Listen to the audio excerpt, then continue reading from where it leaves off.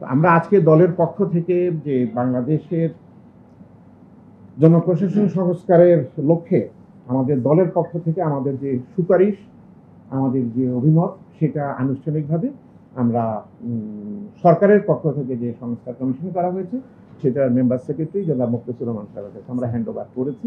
এটা আপনাদের thank you. তো এখন না, আমাদের সুপারিশের একটা কথা আমি শুধু বলতে চাচ্ছি যে আসলে বাংলাদেশের জনপ্রশাসন বলতে তো আর এখন আর জনপ্রশাসন নেই। জনপ্রশাসনকে গত ফ্যাসিস্ট রেজিম যেভাবে দলীয়করণ করেছে, এটা সেই জনপ্রশাসনের আগের সেই রূপে নাই, এবং ভবিষ্যতে এই জনপ্রশাসন দিয়ে যে আমাদের যে জন আকাঙ্ক্ষা মানুষের মধ্যে সৃষ্টি হয়েছে নতুন করে, সেই জন আকাঙ্ক্ষা বাস্তবায়ন করা সম্ভব নয়। এবং সেই জন্য আমাদের দলের পক্ষ থেকে আমরা মনে করেছি যে আমাদের সংস্কার প্রস্তাবগুলো একটু আমূল সংস্কার করা প্রয়োজন। এইটুকু কথা। ওনারা নিজেদের স্বার্থে গত ফ্যাসিস্ট রেজিম তারা এটা আমাদের জনপ্রশাসনীয় পিরামিড, একটা পিরামিড হওয়ার কথা, তাই না? নিচে বেস বড়, তারপরে পিরামিড হবে, এটা হচ্ছে আইডিয়াল সিচুয়েশন।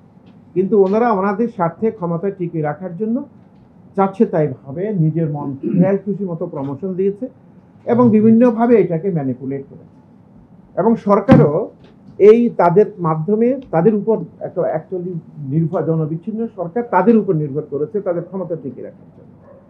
এই প্রক্রিয়ায় দেশের 12টা বেজেছে, জনপ্রশাসন একবারে ভেঙে চুরমার হয়ে গেছে।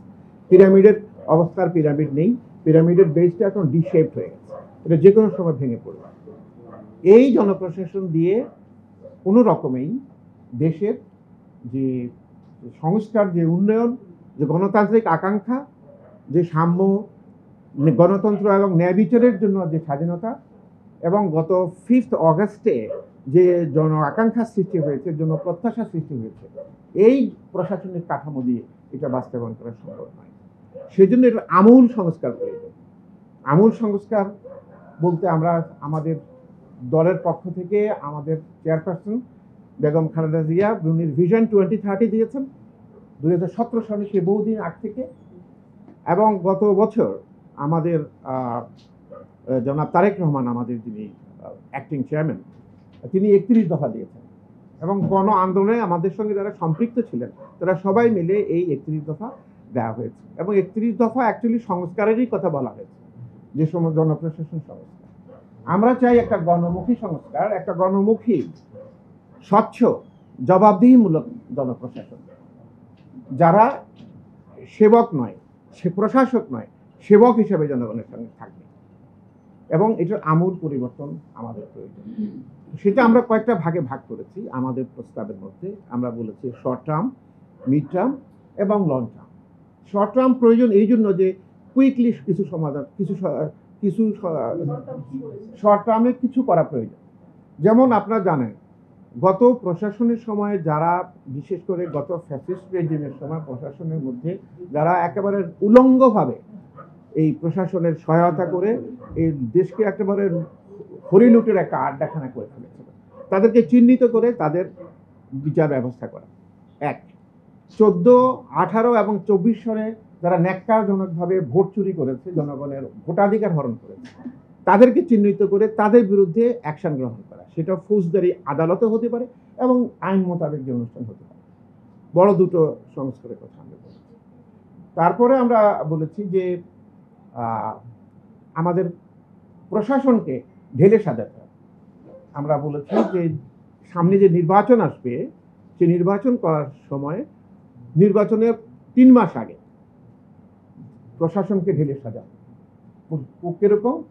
জেলা প্রশাসক উনি রিটার্নিং অফিসার, ইউএনও উনি assistant returning officer, SP he is responsible for law and order for the district. So এদের মাধ্যমে নির্বাচনটা হয়। তো আমরা বলেছি যে যেহেতু সংস্কার এই ইলেকশনের কথা নয়, প্রত্যেক ইলেকশনের আগেই 3 মাস আগে, ইলেকশন শিডিউল 3 মাস আগে যদি এটা করা হয়, তাহলে প্রত্যেকেই একটা অ্যাসিওর যে না একটা নিরপেক্ষ নির্বাচন সম্ভব। তো এই কারণে আমরা এই প্রস্তাবটা করেছি। এটা করছি। আর ডিসি ফিটনেস, ডিসিদের অ্যাপয়েন্টমেন্ট নিয়ে নানা ধরনের কথাবার্তা হয়েছে। ডিউটি ফিট লিস্টের জন্য না, আমরা বলেছি ডিউটি ফিট লিস্ট করা হোক। কিন্তু সংস্কার তো আসলে এইবারের ফিট লিস্ট কেমন হবে এটা তো সংস্কার, এটা এবারের একটা আইসোলেটেড ইভেন্ট, তাই না? সংস্কারের কথা আমরা বলেছি, যেমন স্পেশাল, যেমন আপনার ডিসি ফিট লিস্টের সময় পার্সোনাল লাইকিং এন্ড ডিসলাইকিং যেন ওয়ার্ক না করে, কারণ DC is a very important force for the district. Fit list কেন করা? Any Tom, Dick and Harry will not make a deputy commissioner, he must be capable of doing it. তো সেটা আমরা কীভাবে বুঝবো? সেটার জন্য কমিটি করা হয়েছে, ফিট লিস্ট করা হয়েছে। সেটার জন্য আমরা চাচ্ছি স্পেশাল আমাদের যেমন selection board, superior selection board এসএসবিতে যেমন আছে, সেরকম কিছু নীতিমালা, মার্কিং পয়েন্ট, যাতে করে আমরা বুঝি মিস্টার এক্স উনি কেন ডেপুটি কমিশনার হননি, উনি কেন ডেপুটি কমিশনার হলেন, সো দ্যাট এটা স্বচ্ছ জবাবদিহি সবাই বুঝতে পারে, যাতে মানুষের মধ্যে কোনো বার্নিং না থাকে, যে না ঠিক হার্ড বার্নিং না হয়, স্বচ্ছভাবে হয়। এটা কতগুলো জিনিস। আর ছোট দুই একটা কথা হলো যে মাঠ প্রশাসনে যে আমাদের যেমন আমরা চাচ্ছি যে লোকজন যখন নিয়োগ হয়, সেই নিয়োগের পরে প্রথম 3 মাস তারা যেন ফিল্ডে থাকতে পারে, field orientation it's a compulsory mandate, is our recommendation. যে তাহলে হবে কি, সে গ্রামের সঙ্গে, সাধারণ মানুষের সঙ্গে তার পরিচিতি হবে, এবং জন আকাঙ্ক্ষা আমাদের যে মানুষের, গ্রামের মানুষের জীবন আচরণ, সেটা সঙ্গে তার পরিচিতি হবে, এবং সে জনগণের কথা ভাবতে শিখবে। এটা তার জন্য একটু ভালো হবে, এটা আমরা মনে করি।